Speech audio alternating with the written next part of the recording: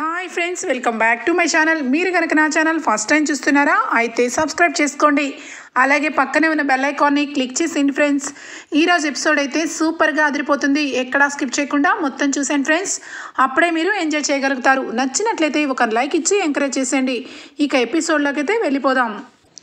మొత్తానికైతే ఇక రుద్రాణి కళ్యాణ్ అప్పుని ప్రేమిస్తున్నాడని తెలుసుకొని ఎట్టి పరిస్థితుల్లోనూ అప్పుని పెళ్లి చేసుకోకూడదని, ఆ రకంగా జరగాలంటే కళ్యాణ్కి పెళ్లి చేసేయాలని దానిలక్ష్మి దగ్గరకు వచ్చి మొత్తం కక్కేస్తుంది. ఇక కళ్యాణ్ విషయంలో అనవసరంగా నువ్వు ఇంకా లేట్ చేస్తే ఇక ఆ అప్పుని తీసుకొచ్చి ఇంటి కోడల్ని చేస్తాడు. అప్పుడు నిన్ను అసలు బ్రతకనివ్వదు.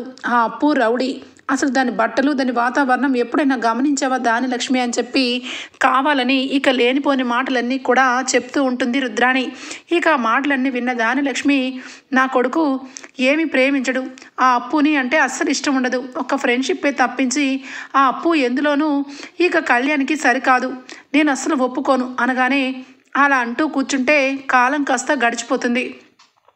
నువ్వు ఇంకా ఆలస్యం చేస్తే ఏదో ఒక రోజు అప్పుని తీసుకొచ్చి ఇంటి కోడల్ని చేసుకోవాల్సి వస్తుంది. నా మాట విని కళ్యాణ్కి పెళ్లి చెయ్యి. నా ఫ్రెండ్ సౌజన్య కూతురు ఉంది, ఖచ్చితంగా కళ్యాణ్కి అన్ని విధాలా సరిజోడి. నువ్వు వెళ్ళి మాట్లాడితే వాళ్ళు ఖచ్చితంగా ఒప్పుకుంటారు. కళ్యాణ్కి పెళ్లి చేయి దానిలక్ష్మి అని చెప్పి ఇక కావాలని ఇక దానిలక్ష్మిని రెచ్చగొడుతుంది. ఇక వెంటనే కూడా అవును, రుద్రాణి చెప్పింది కూడా కరెక్టే, వాడు ఈ మధ్య చాలా అదోలా ఉంటున్నాడు, ఎంతసేపు రూములోనే ఉంటున్నాడు, వాడికంటూ లైఫ్ అనేది ఖచ్చితంగా ఉండాలి. అనామికకి డైవర్స్ అయిపోయింది కాబట్టి వీడికి పెళ్లి చేసి ఇక మంచిగా వీడి జీవితం బాగుపరచాలి అని చెప్పి దానిలక్ష్మి రుద్రాణి అన్న ఇక ఆ సంబంధం కోసం వెళ్ళడం, అక్కడ వాళ్ళతో మాట్లాడడం అన్నీ కూడా జరుగుతాయి. ఇక ఈ విషయంలో ఎవరికి ఏ విషయము చెప్పకుండా సీక్రెట్గా మాట్లాడి ఇంటికి వచ్చేస్తుంది దానిలక్ష్మి. ఇక్కడ చూస్తే రాజ్ కళ్యాణ్ విషయంలో వీడు అసలు బయటపడట్లేదు. వీడి గురించి ఏం ఆలోచించాలి, అప్పు మీద ప్రేమ ఉంది అని చెప్తాడు, కొంతసేపటికి అప్పు బాగుంటే బాగుందని చూస్తాడు, అసలు వీడు ఏమనుకుంటున్నాడు అని చెప్పి ఇక రాజ్ అయితే తల పగిలేలాగా ఆలోచన చేస్తూ ఉంటాడు. ఇక ఆ రకంగా ఉంటే ఇందిరాదేవి అపర్ణ ఇద్దరు కూడా హాల్లో కూర్చొని ఉంటారు. ఇంతలో ఇక కావ్య స్వప్న ఇంటికి సంతోషంగా నవ్వుకుంటూ ఇద్దరు తిరిగి రావటం గమనిస్తారు. ఇక అత్తయ్య గారు కావ్య స్వప్న ఇద్దరు వస్తున్నారు, అది కూడా వాళ్ళ మొహాలు వెలిగిపోతున్నాయి అత్తయ్య గారు అని చెప్పి అపర్ణ అంటూ ఉంటే, అవునవును స్వప్న కావ్య ఇద్దరు కూడా చాలా ఆనందంగా ఉంటున్నారు, కొంపతీసి ఇక గుడ్ న్యూసే అయ్యి ఉండొచ్చు అని చెప్పి ఇక వెంటనే ఏంటమ్మా కావ్య ఏంటి అంత సంతోషం అనగానే, అవునమ్మమ్మ గారు ముందు ఈ స్వీట్ తినండి అని చెప్పి ఇక స్వీట్ని నోట్లో పెడుతుంది కావ్య. అత్తయ్య గారు మీరు కూడా అని చెప్పి ఇవ్వగానే ఇక పక్కనే ఉన్న రుద్రాని అబ్జర్వ్ చేస్తూ ఉంటుంది. ఏంటి స్వీట్ బాక్స్తో వచ్చారు అంటే ఆ అప్పుకి పెళ్ళి ఫిక్స్ అయి ఉండిపోవచ్చు అని చెప్పి అనుకుంటూ ఉంటే ఇక వెంటనే రాజు వచ్చి ఏమైంది కమలావతి ఏంటి స్వీట్లని అనగానే, అప్పుకి ఇక సంబంధం ఫిక్స్ అయిపోయిందండి, వారం రోజుల్లోనే పెళ్ళి కొడుకు వాళ్ళు అప్పుని చాలా మంచిగా అర్థం చేసుకున్నారు. దాని డ్రెస్ సెన్స్ చూసి ఇక ఈ రోజుల్లో ఎవరైనా ప్యాంట్ షర్ట్లు వేసుకుంటున్నారు, అందులో నాకు అభ్యంతరమే లేదు అని చెప్పాడు. ఇంకా ఎక్కువ ఖర్చులు పెట్టుకోవద్దు, పెళ్ళిని గుడిలో సింపుల్గా చేయమన్నారు. చాలా మంచి వాళ్ళు అమ్మమ్మ గారు, నేను ఇన్ని రోజుల నుంచి అప్పుకి ఏ రకంగా భర్త రావాలో ఆ భర్తే ఇక అప్పుకి రావటం నాకు చాలా సంతోషంగా ఉంది అని చెప్పి కావ్య మొహం వెలిగిపోతూ ఉంటుంది. రాజ్ ఒక్కసారిగా నివ్వరపోయి ఇక అలానే ఉండిపోతాడు. ఇక అపర్ణ అలాగే ఇందిరాదేవి ఇద్దరు కూడా చాలా సంతోషం అమ్మ, మంచి మనసున్న వాళ్ళకి మంచి జరుగుతుంది, అప్పుకి త్వరగా ఒక ఇంటిది అవితే ఇక కనకం బాధ్యత తీరిపోతుంది అని చెప్పి ఇక చాలా మంచిగా మాట్లాడుకుంటూ ఉంటారు. ఇక స్వప్న కూడా చాలా సంతోషంగా ఇక అక్కడి నుంచి లోపలికి వెళ్ళిపోతుంది. ఇదంతా ఇలా జరుగుతూ ఉంటుంది.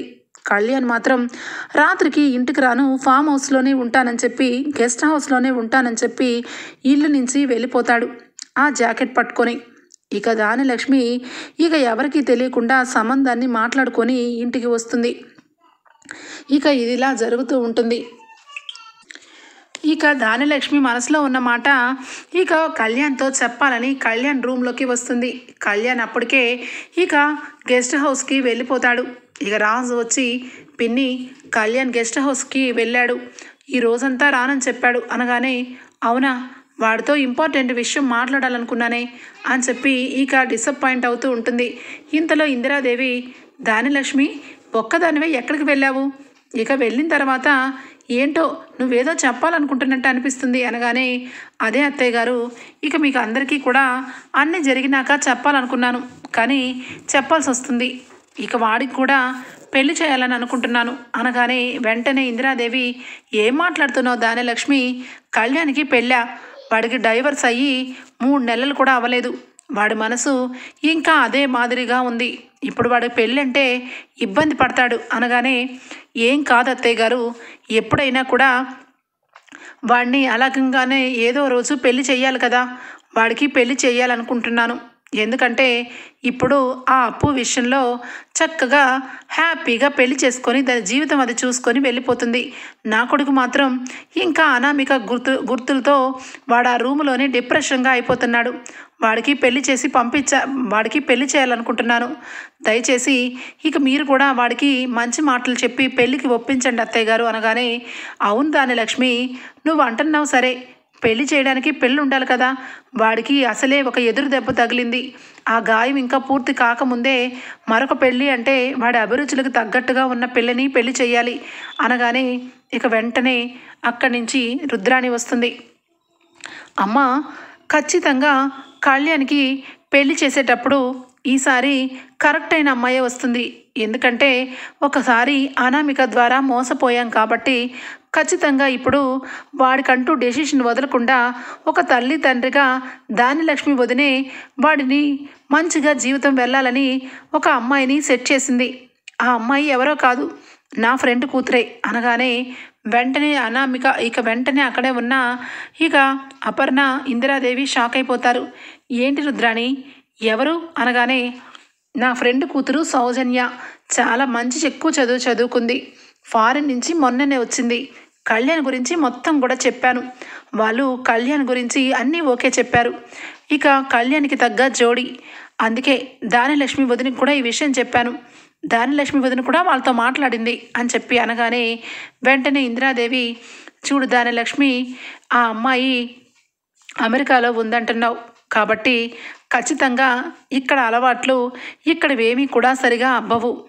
అంతో తోడు ఇక కళ్యాణ్ అంటే వాడు ఇంకా చాలా సాంప్రదాయంగా ఉంటాడు. వాడు ఇప్పటి వరకు ఏ రోజు కూడా మోడర్న్గా ఉన్న అమ్మాయిలనే ఇష్టపడడు. అలాంటప్పుడు అమెరికాలో ఉన్న అమ్మాయిని ఇష్టపడతాడా అనగానే, ఎందుకు ఇష్టపడ్డు? ఖచ్చితంగా ఇష్టపడతాడు. నా కొడుకుకి కావ్య చాలా ఎక్కువ, ఏది చెప్పినా కావ్య వదిన చెప్పాలి అని అంటాడు. కాబట్టి మీ మాటగా నేను ఎప్పుడు ఏ రోజు కూడా కావ్యని అడగలేదు. ఈరోజు కావ్యని అడగాలనుకుంటున్నాను, నా కొడుకు జీవితాన్ని బాగుపరచమని, వాడికి 4 మంచి మాటలు చెప్పి పెళ్ళికి ఒప్పించమని అని చెప్పి అనగానే ఇంతలో కావ్య కూడా వింటుంది.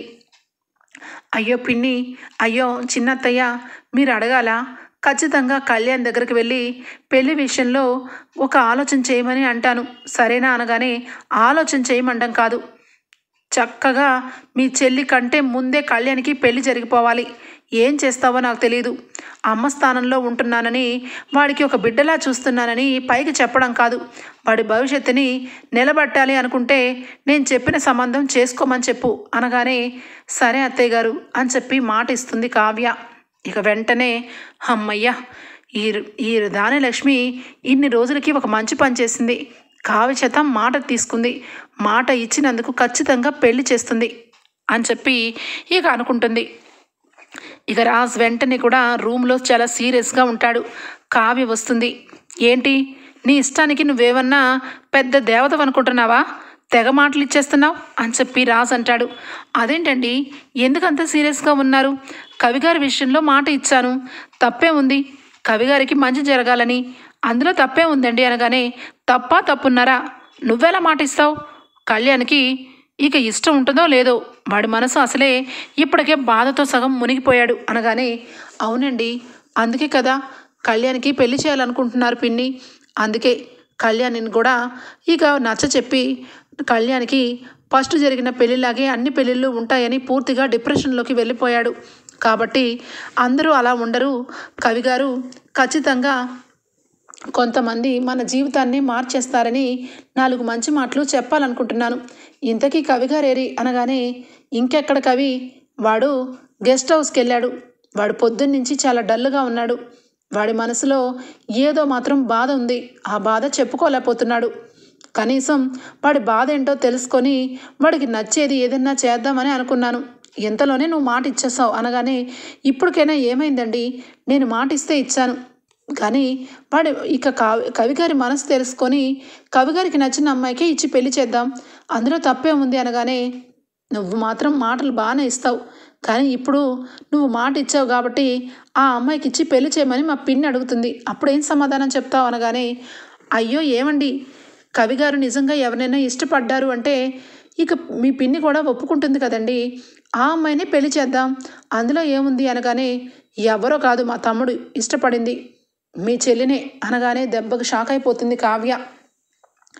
ఏం మాట్లాడుతున్నారండి మీరు అనగానే, తెలుగే మాట్లాడుతున్నాను, ఒక్కసారి ఈ కవిత్వం చూడు, అప్పుని ఎంత డీప్గా ప్రేమిస్తున్నాడో ఈ కవిత్వ రూపంలోనే తెలిసిపోతుంది, కానీ వాడు బాగా గిల్టీగా ఫీల్ అవుతున్నాడు, ఒకప్పుడు నేను అప్పు ఫ్రెండ్స్, మేమిద్దరం కలిసి ఫ్రెండ్స్ అనే అందరి దగ్గర ఉన్నాము, ఇప్పుడు అప్పుని నేను ప్రేమిస్తున్నాను అంటే లోకం దృష్టిలో మేము చేసిన తప్పు నిజమేనని అందరూ అనుకుంటారని వాడు మనసులో ప్రేమని కాస్త ఫ్రెండ్షిప్ అని చెప్పి ఆపేసుకుంటున్నాడు, వాడికి పిచ్చి పట్టినట్టుంది అని చెప్పి రాజ్ అంటాడు. ఒక్కసారిగా కావ్య, ఏంటండి ఇప్పుడు అప్పుకి పెళ్ళి ఫిక్స్ అయిపోయింది, ఇటేమో చిన్నత్తయ్య ఇక ఖచ్చితంగా అప్పు కంటే ముందు కళ్యాణ్కి పెళ్లి జరగాలని నాతో మాట తీసుకున్నారు, నేను ఇప్పుడు ఏం చేయాలండి, ఇప్పుడు ఏం చేయమంటారో చెప్పండి అని చెప్పి కావ్య అంటుంది రాజ్ దగ్గర. ఏముంది, ఖచ్చితంగా కళ్యాణ్కి అప్పుకి పెళ్లి చేయాలి, ఏది ఏమైనా ఏముంది, అప్పు విషయంలో మీ అమ్మకి చెప్పి ఏదో ఒక రకంగా పెళ్ళిని క్యాన్సిల్ చేయించవచ్చు, అప్పుని కళ్యాణ్కి ఇచ్చి పెళ్లి చేయొచ్చు, కానీ ఈ మధ్యలోనే ఒక లిటిగేషన్ ఉంది, ఈ కళ్యాణ్ మనసులో బయటికి ప్రేమ బయటకు చెప్పట్లేదు, ఏదైనా చెప్తేనే కదా చేసేది కళావతి అని చెప్పి అంటాడు రాజ్. అయితే ఇక వెంటనే కావ్య, ఖచ్చితంగా కళ్యాణ్ మనసులోంచి ప్రేమ ఉండే ఉంటుందండి, ఉండకుండా ఉండదు, అందుగురించే కదా ఆ రకంగా డిప్రెషన్లోకి వెళ్ళిపోతూ ఇదిగో ఈ రకమైన కవిత్వం రాశారు అని చెప్పి కావ్య అనుకుంటూ ఉంటుంది. ఇక ఇక్కడ చూస్తే కళ్యాణ్ ఇక జాకెట్ పట్టుకొని ఇక గెస్ట్ హౌస్కి వెళ్తాడు.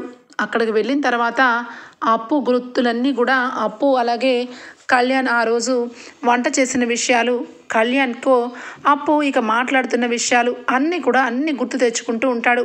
ప్రతి ఒక్కటి గుర్తు తెచ్చుకొని, ఎస్ నేను అప్పుని లవ్ చేస్తున్నాను, అందుకే అప్పు పెళ్ళి అవుతుందనగానే నా మనసు బాధపడుతుంది, అప్పు ఎక్కడున్నా సుఖంగానే ఉండాలని కోరుకుంటున్నాను, అట్ ద సేమ్ టైం అప్పు నాతో ఉండాలని కోరుకుంటున్నాను, ఇదంతా ప్రేమే అని చెప్పి ఇక టీవీ ఆన్ చేస్తాడు.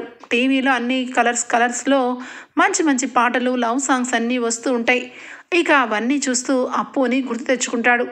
ఇక మొత్తానికి అక్కడ ఉన్న బుక్స్, కవిత్వాలు అన్నీ కూడా ఇక అప్పు విషయంలో అసలు ప్రేమిస్తున్నానా లేదా, అప్పు నాకు ఒక ఫ్రెండేనా అని అన్ని విధాలా ట్రై చేసి చూస్తాడు.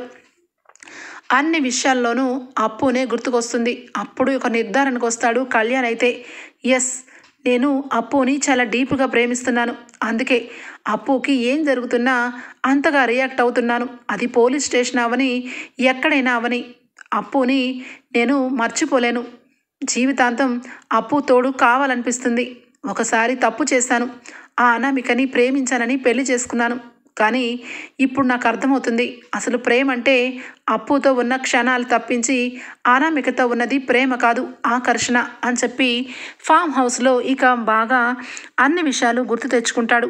ఇక అప్పుకి కాల్ చేస్తాడు కళ్యాణ్. కాల్ చేయగానే అప్పు అప్పటికే ఇక పెళ్ళి ఫిక్స్ అయిపోయిందని చాలా బాధపడుతూ ఉంటుంది. ఇక ఒక్కదే రూమ్లో కూర్చొని ఒంటరిగా కళ్ళ వెంట నీళ్లు తెచ్చుకొని అలానే డల్గా కూర్చుంటుంది. కళ్యాణ్ ఫోన్ చేయడంతో ఒక్కసారిగా ఫస్ట్ కాల్కే లిఫ్ట్ చేసేస్తుంది అప్పు. హలో అనగానే ఒక్కసారిగా వెంటనే కళ్ళు వెంట నీళ్లు పెట్టుకొని ఏడుపుతో కవి అని చెప్పి అంటుంది. అంతే ఒక్కసారిగా కళ్యాణ్, ఏంటి అప్పు, ఎందుకు బాధపడుతున్నావు అని చెప్పి అడుగుతాడు. ఆ మాటకి ఏమో తెలియదు, నాకు నీ గొంతు వినాలనిపించింది, నీ గొంతు వినగానే ఏడుపు వచ్చేస్తుంది అని చెప్పి ఇక అప్పు అంటుంది. ఇక ఒక్కసారిగా నువ్వు ఏడుస్తుంటే నేను తట్టుకోలేకపోతున్నాను అప్పు, ఎందుకు ఏడుస్తున్నావు అనగానే, నాకు పెళ్ళి ఫిక్స్ అయిపోయిందిరా బాయ్, ఇక నేను పెళ్లి చేసుకుని అత్తారింటికి పోవాలి, కానీ నాకు అదేమీ నచ్చట్లేదు, నాకు అసలు ఈ పెళ్ళే ఇష్టం లేదురా బాయ్ అని చెప్పి ఏడుస్తూ ఉంటుంది. ఇక ఒక్కసారిగా కళ్యాణ్ మనసు నిండా సంతోషంతో, ఏంటప్పు నీకు పెళ్ళంటే ఇష్టం లేదా అనగానే, ఇష్టం లేదురా బాయ్, నాకు జీవితాంతం నీ స్నేహం కావాలి, నాకు పెళ్ళి కాకుండా ఒంటరిగా ఉండినా పర్వాలేదు, కానీ నిన్ను చూడకుండా నేను ఉండలేనురా బాయ్ అని చెప్పి ఇక ఏడుస్తూ చెప్పేస్తుంది అప్పు. ఇక వెంటనే కళ్యాణ్ ఒక్క నిమిషం కూడా ఆలోచించకుండా, నేను మీ ఇంటి దగ్గరకు వస్తున్నా, ఇప్పుడు నువ్వు ఎక్కడున్నావు అని చెప్పి అడుగుతుంది అప్పు. నేను గెస్ట్ హౌస్లో ఉన్నాను, నేను ఇప్పుడే బయలుదేరి వస్తున్నా, నిన్ను కలవాలి, నీతో మాట్లాడాలి అప్పు, ఒక్క నిమిషం నువ్వు ఏదో ఒకటి చెప్పి బయటికి రా అని చెప్పి అంటాడు కళ్యాణ్. అయితే మొత్తానికి అప్పు అలాగే కళ్యాణ్ ఇద్దరు కూడా బయట కలుసుకుంటారు. ఇక కళ్యాణ్ అయితే ఒకటే మాట చెప్తున్నాను అప్పు, నేను నిన్ను ప్రాణానికి ప్రాణం కండా ప్రేమిస్తున్నాను, ఆ ప్రేమ కాదా అని నేను చాలా రోజుల నుంచి నా మనసులోనే నేను దాచుకున్నాను, కానీ ఈరోజు నాకు అర్థమైంది, నేను ఇద్దరం కూడా విడిపోయి బ్రతకలేము, మనం ఇద్దరం ఫ్రెండ్షిప్లోనే ఒకరికొకరు ప్రాణం కంటే ఎక్కువగా ప్రేమించుకున్నాం, అది ఇప్పుడు తెలిసింది, కాబట్టి మన ఇద్దరం కూడా పెళ్లి చేసుకుంటే తప్ప దీనికి సొల్యూషన్ లేదు అని చెప్పి కళ్యాణ్ అంటాడు. వెంటనే, ఏంటి కవి ఏం మాట్లాడుతున్నావు, నాకు పెళ్ళి ఫిక్స్ అయింది మర్చిపోయావా అనగానే, పెళ్ళి ఫిక్స్ అయింది అంతే, పెళ్ళేం జరగలేదు కదా, అయినా నువ్వు నేనంటే ఇష్టమని నీ మనసుకు తెలుసు, అలాంటప్పుడు పెళ్లి చేసుకొని ఉండగలవా అనగానే, లేదురా బాయ్, పెళ్ళి అన్నప్పటి నుంచి నా గుండెల్లో ఒక రకమైన భయం, నాకు పెళ్లి కొడుకుని చూస్తున్నా నువ్వే గుర్తుకొచ్చావు, నీ మాటలే గుర్తుకొచ్చాయి, కానీ ఏం చేయని చెప్పు, ఆల్రెడీ అమ్మ వాళ్ళు నన్ను ఇద్దరిని బయట సమాజం బ్రతకనివ్వట్లేదని అమ్మ కూడా సంబంధాలు చూడడం మొదలుపెట్టింది, అందుకే పెళ్ళి ఫిక్స్ అయిపోయింది అనగానే, అందుకే ఎప్పటికీ కూడా సమాజానికి భయపడి మనం పారిపోకూడదు, అలా అని సమాజం మనల్ని అర్థం చేసుకోవడానికి వీలుగా మన ఫ్రెండ్షిప్ని మార్చుకోవాలి అంటే మనిద్దరికీ పెళ్ళి జరగాలి, అప్పుడు సమాజం ముందు మనం అందరి ముందు తల ఎత్తుకొని బ్రతకగలం, మనిద్దరం ఏ తప్పు చేయలేదు, అయినా కూడా సమాజం దృష్టిలో తప్పు చేసిన మనుషుల్లాగా క్రియేట్ చేసింది అనామిక, అలాంటి అనామికల వల్ల జీవితాలే నాశనం అయిపోతాయి, అలాంటప్పుడు మనిద్దరి జీవితాల కోసం పెళ్లి చేసుకుంటే తప్పేంటి, నువ్వు ప్రేమించింది నన్ను, నేను ప్రేమించింది నిన్ను, మనం ఏ తప్పు చేయలేదు, అందుకే ఆ దేవుడు మధ్యలో వచ్చిన అనామికని మధ్యలోనే పంపించేశాడు, మనిద్దరం పెళ్లి చేసుకుందాం, ఖచ్చితంగా పెళ్లి రోజు నీకు మనిద్దరి పెళ్ళిని మీ ఇంట్లో చెప్దాం, తర్వాత మా అమ్మకు చెప్దాం, ఈ విషయంలో నువ్వు ఇంకా ఏమీ ఆలోచించద్దు, పద నాతో పాటు రా, మనిద్దరం గుడికి వెళ్ళి పెళ్లి చేసుకొని వద్దాం అని చెప్పి ఇక కళ్యాణ్ అంటాడు. ఎందుకోరా బాయ్, భయం వేస్తుంది పెళ్ళంటే అనగానే, పెళ్ళంటే భయపడుతున్నావా, లేదంటే నీ కళ్యాణ్ నిన్ను ప్రేమించట్లేదు అనుకుంటున్నావా అనగానే, లేదురా బాయ్, నువ్వు నన్ను ప్రేమిస్తున్నావు నాకు అర్థమవుతుంది, కానీ నేను చీర కట్టుకోను, నాకు ఏ పనులు రావు, నేను ఎప్పుడు కూడా ఇలాగే క్రాఫ్ట్తో మగరాయిల్లానే ఉంటాను, నువ్వు ఒకప్పుడు నన్ను చూసి నవ్వావు, అసలు నిన్నెవరు పెళ్లి చేసుకుంటారని ఏడిపించావు, అదంతా కూడా అప్పుడు నువ్వు సరదాకే అన్నావో నిజంగా అన్నావో నాకు తెలీదు, ప్రేమ ఎప్పుడు కూడా గుడ్డిది అంటారు, అలాగే నువ్వు నన్ను నిజంగా ప్రేమిస్తున్నావా, లేదంటే అనామిక మనల్ని నిందించింది, ఇక అనామిక మూలంగా నా జీవితం నాశనం అయిపోయిందని పెళ్లి చేసుకుందామని అంటున్నావా, నాకు అర్థం కావట్లేదురా బాయ్ అని చెప్పి అంటుంది అప్పు.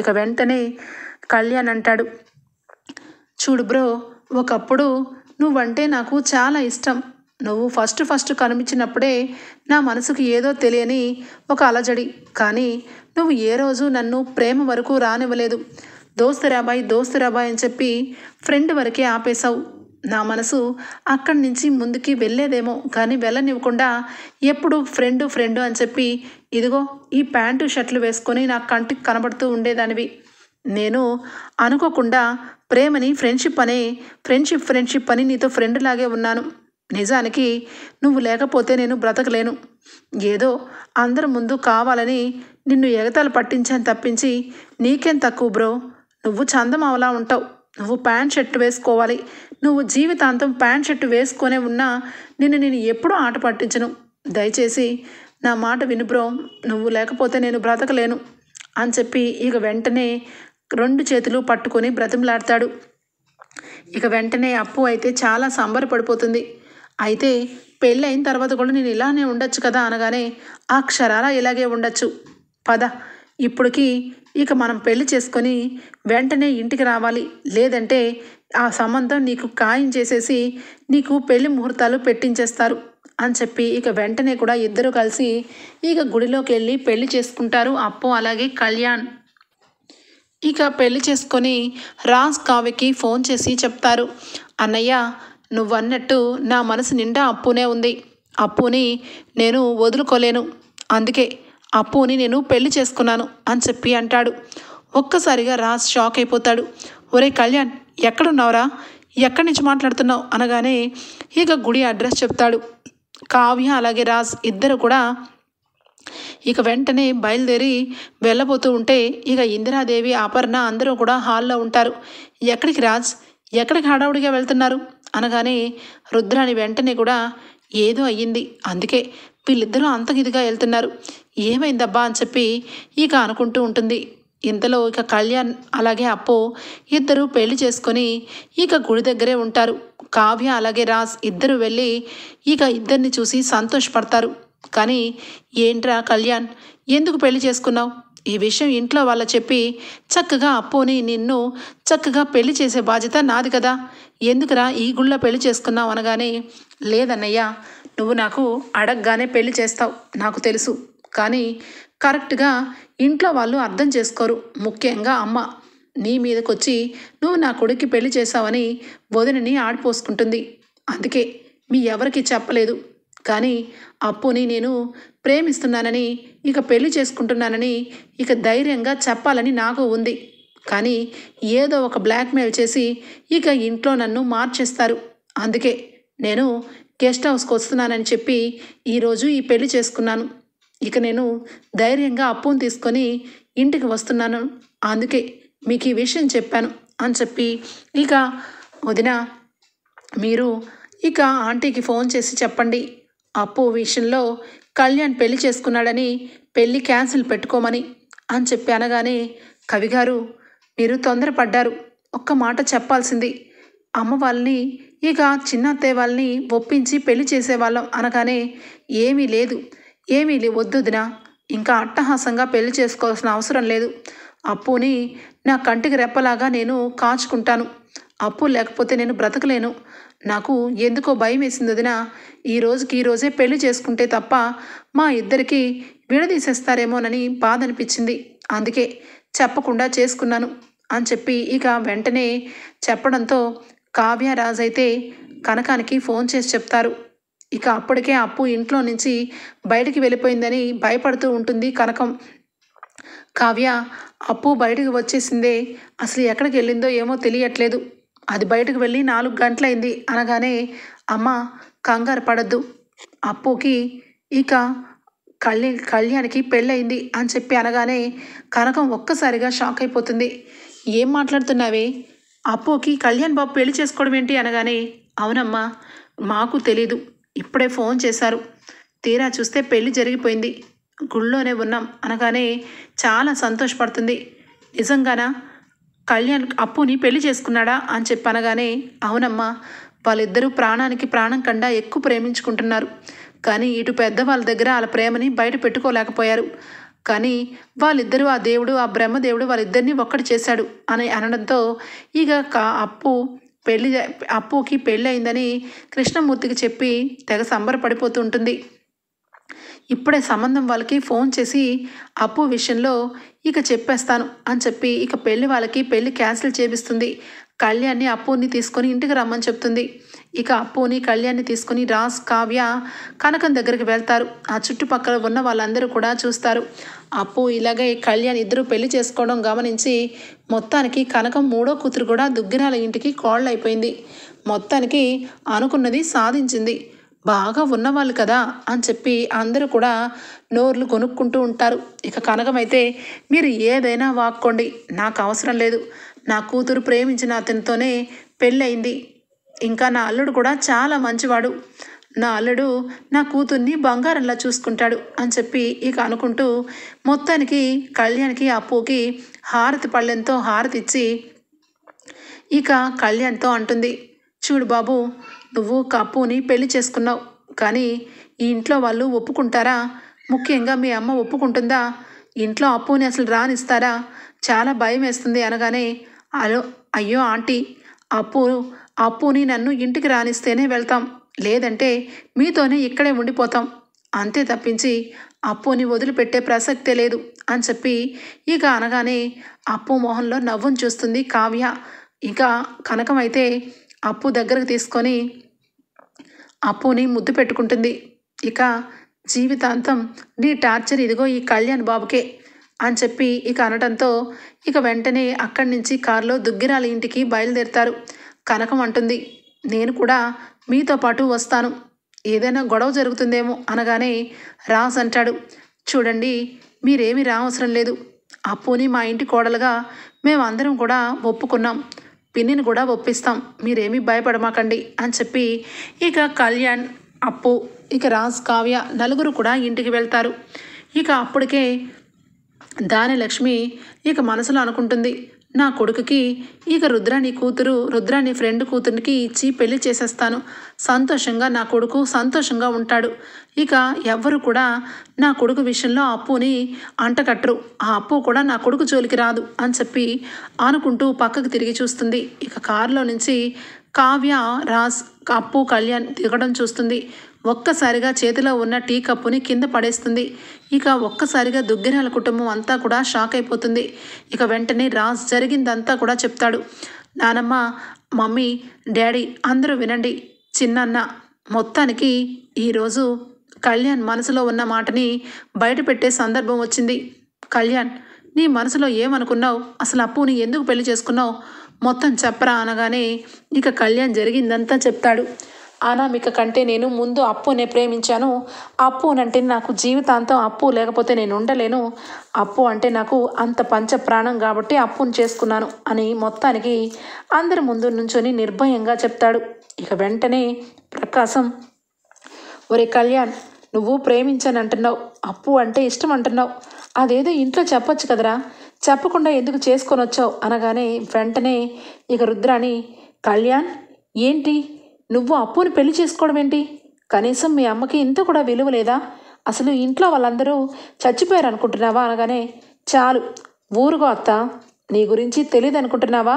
అసలు ఇదంతా నువ్వు చేసిన పని అని చెప్పి అనగానే ఒక్కసారిగా అందరూ షాక్ అయిపోతారు. అవును, నువ్వు కావాలని మా అమ్మని రెచ్చగొట్టి మా అమ్మని ఇక నీ ఫ్రెండ్ కూతురికిచ్చి పెళ్లి చేయమని చెప్పావు. ఇక మా అమ్మ వెళ్ళి ఆ ఫ్రెండ్ కూతురిని వెళ్ళి సంబంధం కలుపుకోవడానికి వెళ్ళింది. ఇక ఆ అమ్మాయి ఎవరో తెలుసా? ఆ అమ్మాయి అనామిక ఫ్రెండు. కావాలని ఆ అనామిక ఫ్రెండు ఇక నా జీవితంలోకి వచ్చి ఆ అనామిక నన్ను జీవితాంతం టార్చర్ చేయడానికి నిశ్చయించుకుంది. ఆ బాధలోంచి ఇక ఇప్పుడిప్పుడే కోలుకున్న నన్ను మళ్ళా అనామిక ఫ్రెండ్కి ఇచ్చి పెళ్లి చేయాలని నిశ్చయించుకుంటుంది మమ్మీ. ఆ విషయాలన్నీ చెప్తే వినదు, పట్టుదలకపోయి పెళ్లి చేసుకోమంటుంది.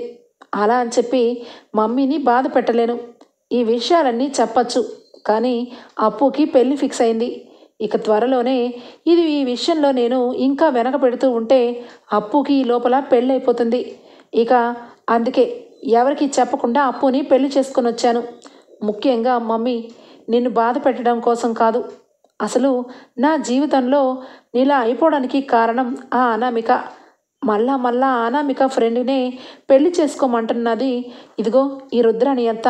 అసలు ఇంతకీ ఈ రుద్రాని అత్తకి నా ఇష్టాల గురించి తెలుసా? ఏమీ తెలీదు. ఎంతసేపు ఇక ఏదో ఒక విధంగా నాకు పెళ్లి చేయడం తప్పించి ఇంకా ఏమీ లేదు. అసలు ఆ అమ్మాయి అనామిక ఇద్దరు కూడా ఫ్రెండ్స్. వాళ్ళిద్దరిలో ఇక అనామికకి గురించి మీ అందరికీ తెలుసు. దానికంటే ఎక్కువ ఆకలే చదివింది ఇక దాని ఫ్రెండు. ఇక దానికిచ్చి నాకు పెళ్లి చేసి నా జీవితంలో నిప్పులు పోయడానికి చూస్తుంది రుద్రాని అత్త. రుద్రాని అత్త మాటలు నమ్మి ఆ సంబంధమే మాట్లాడుకొని వచ్చావు. ఇక నేను ఏం చెప్పినా నీకు తలకెక్కదని నాకు నచ్చేది అప్పునే కాబట్టి నేను అప్పునే పెళ్లి చేసుకున్నాను, ఇది జరిగింది అని చెప్పి కళ్యాణ్ చెప్తాడు. ఇక అంతే, ఇంట్లో అందరూ కూడా ఇక దానిలక్ష్మిని రుద్రాణిని తిట్టిపోస్తారు. అసలు మీరు మనుషులేనా, అసలు ఎవరు ఏంటనని కనీసం కూడా ఉండవసరం లేదా, వాడు మనస్ఫూర్తిగా అప్పుని ఇష్టపడ్డాడు, వాడి పెళ్ళిని మనం యాక్సెప్ట్ చేసి వాళ్ళిద్దరూ పిల్లలు గుళ్ళో పెళ్లి చేసుకున్నారు, కానీ మనం పెద్దవాళ్ళగా వాళ్ళ పెళ్ళిని దగ్గరుండి జరిపించాలి. ఏమంటావు దానిలక్ష్మి, నువ్వు చేసిన తప్పుకి ఇంకొకరైతే చంప పగల కొట్టేదాన్ని, చూసి చూసి అనామిక ఫ్రెండ్కి వెళ్ళి మాట ఇచ్చి పెళ్ళి వస్తావా, వాడికి ముందే తెలిసింది కాబట్టి సరిపోయింది, లేదంటే ఆ అమ్మాయిని కోడలుగా చేసుకొని మన పరువు మొత్తం బయట గంగలో పెట్టేదానివి అనగానే దానిలక్ష్మి దెబ్బకి సిగ్గుతో దలదించుకుంటుంది. మొత్తానికైతే అప్పు కళ్యాణ్కి ఇక పెళ్ళిని యాక్సెప్ట్ చేసి కనకం మనం అందరం కలిసి వీళ్ళిద్దరికీ మళ్ళా పెళ్లి చేయాలి, పంతులు గారిని రేపు పిలిపిస్తాను, మనందరం కలిసి కళ్యాణ్ అప్పుకి ఇక మంచిగా పెళ్లి చేసి వాళ్ళని కూడా ఒక జంటగా కలుపుదాం అని చెప్పి ఇక అందరూ కూడా మొత్తానికైతే అప్పుకి అలాగే కళ్యాణ్కి మళ్ళీ పెళ్లి చేయడానికి నిశ్చయించుకుంటారు. ఓకే ఫ్రెండ్స్, రాబోయే ఎపిసోడ్లో ఇలానే జరుగుతుంది ఫ్రెండ్స్. మీకు గనక నచ్చినట్లయితే ఒక లైక్ ఇచ్చేయండి. Bye, take care, thank you for watching.